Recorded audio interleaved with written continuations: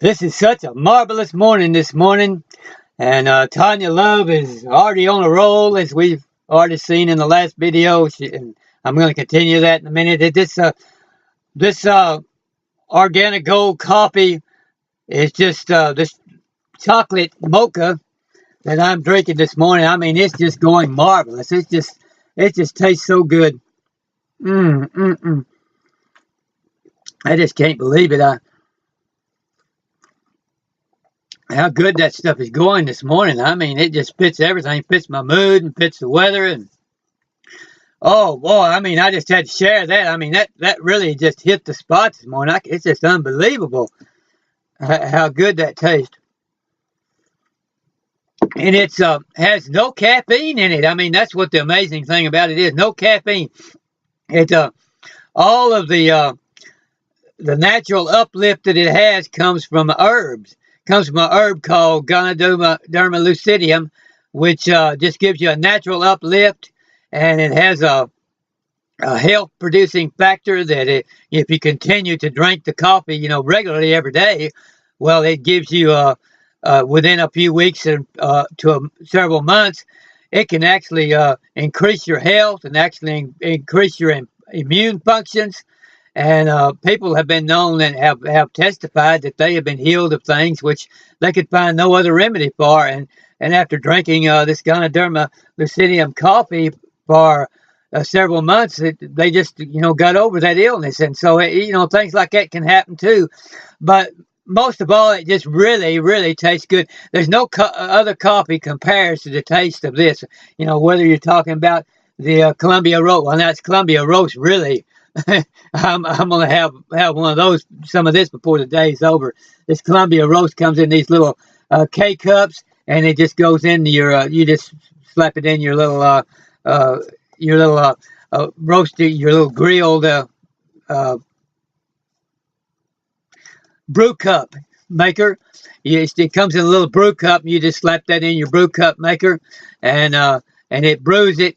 And then it maintains that freshness because it just punches a little hole in the top, a little hole in the bottom, and so then all of the freshness just goes right into your coffee cup, and you don't lose any of the aroma out into the air or the freshness of the coffee out into the air. It just all goes right directly into your cup, and so that's a marvelous coffee. I'll have some of that before the day's over, and then this Cafe Supreme. That has a sort of a malty, latte-like flavor with a lot of cream and sugar, and it just has a nice creamy flavor. It's just so wonderful, and I'll probably have that later on this morning. And then in the evenings, I always have this cafe latte, and it just gets you in the mood to rest and relax because it's just nice and creamy and latte tasting. And you can just taste the coffee in it, but you can also taste the cream and all the marvelousness of that latte flavor. And then we have the black coffee here too, so that you can, if you don't want anything in it, you can just drink this here, and it has a real nice flavor too. You can just really, really, if you really want to just taste just the coffee and nothing else, well, you can drink this coffee, this black coffee. Cafe Noir, and so it's just so marvelous the way this chocolate cafe mocha tastes. Though, I mean, it just really is helping my moods and everything this morning and lifting me up. And so I'm going to just relax here and drink this, and then listen to Tanya Love and let her lift me up even some more. And so I just had to share that, but I'm going to get back here and listen to Tanya Love now. She's talking about what is love.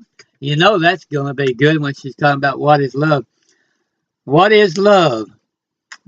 And she's explaining that to us, and so I'm going to go ahead and let her lift me up some more while I relax and drink my coffee mocha. And we don't really agree with you. And like, I know in my life, when I came to this realization, oh man, did a lot of the board get cleared of who was in Tanya's life. And a lot of those people that once I had close to me, that I was in this space of how can I be enough for them? I was in not a good enough mode. When we don't really feel we're enough and we don't really love ourselves, we do a lot of stupid shit, period. And we will give our energy, we will give our time, we will give our power, we will give away our money, we will give away everything because we feel we're not good enough and we're trying to get the approval of the other, whoever that is. And so when we understand that and we can have that awareness, we can no longer enter any kind of agreements with another soul coming from that I'm not good enough place. If we're in a place of I am good enough, I love myself, I approve of myself, I deeply accept myself, now we will be looking out of eyes of what do I feel about these energies? When this one comes in, does it serve my soul to spend time with this one?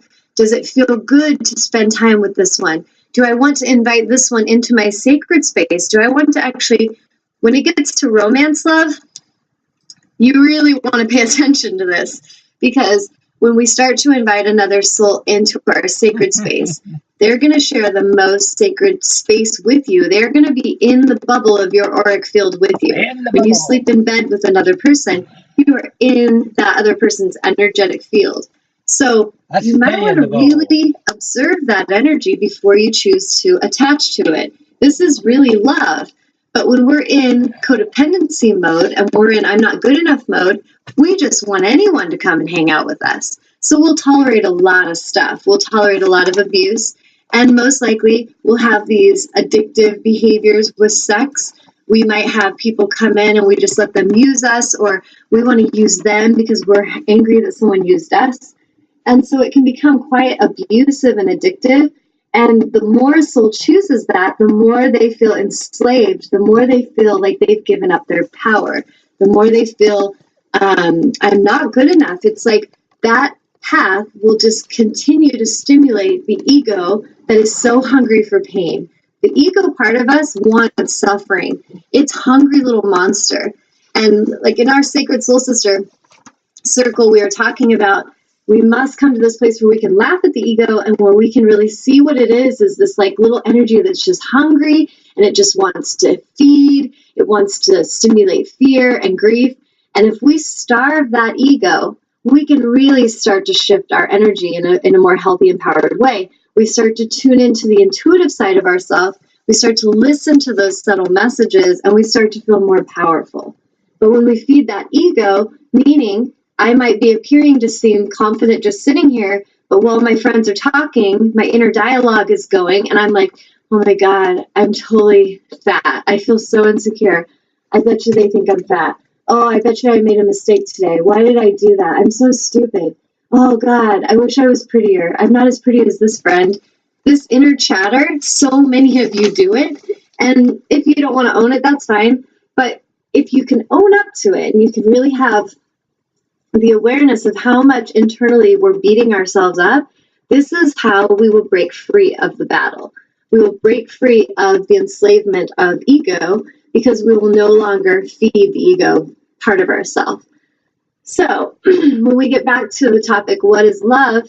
I feel at the essence, love is when we honor self, when we have self-love, self-awareness, self-esteem. All of that comes from alignment, from the alignment of self.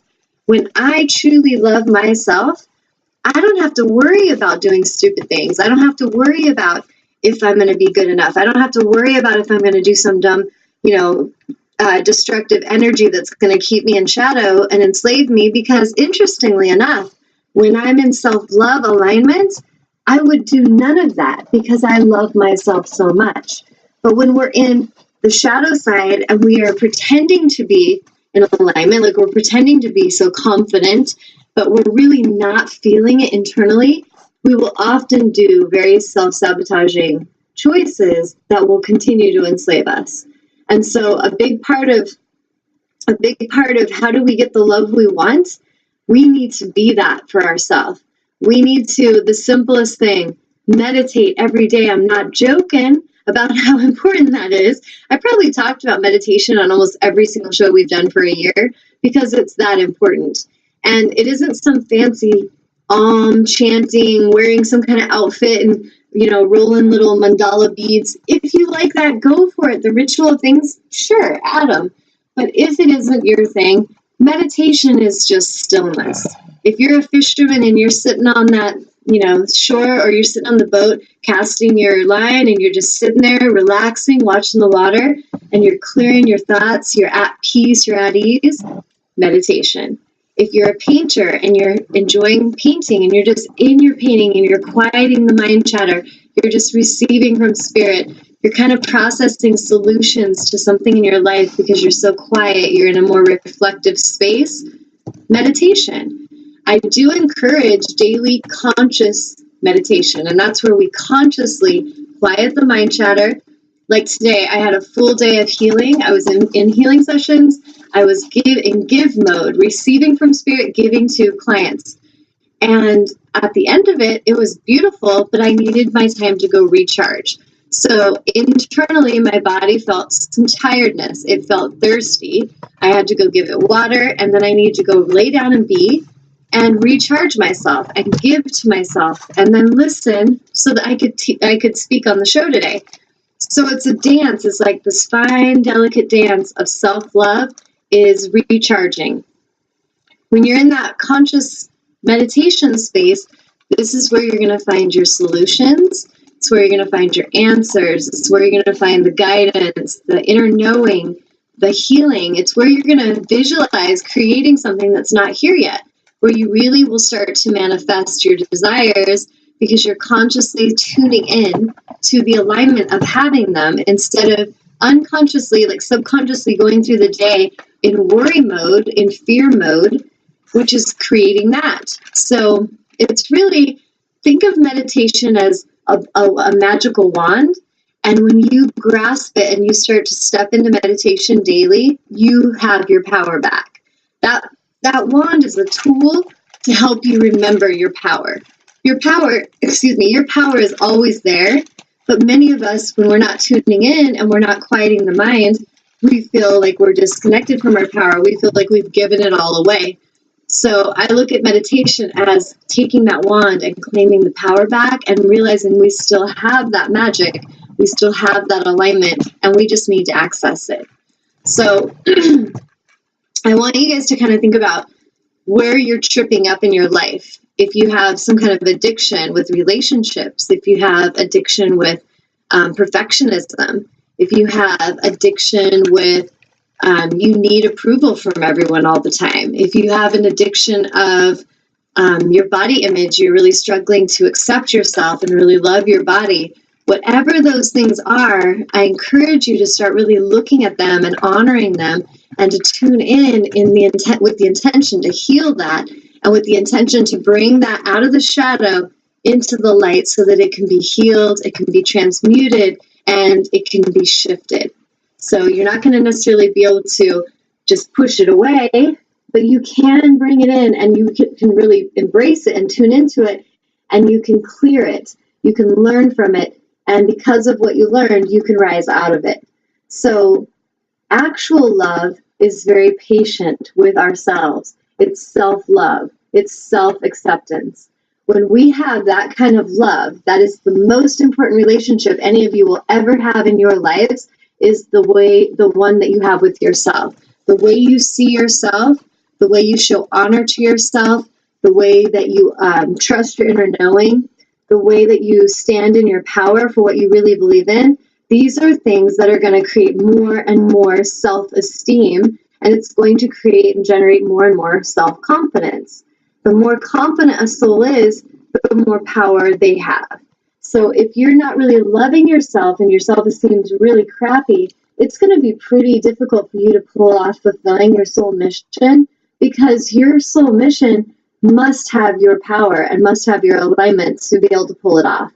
So if we're chasing after relationship, wanting some girl to want us and need us, wanting a guy to want us, want and need us, wanting that attention, that approval, it is honestly a distraction. It is a distraction from your actual work. It's a distraction from your actual highest alignment, which if you just could say no for a little while and be very peaceful and be gentle and go into meditation and figure out where it is that you lost that relationship with yourself. And like I said,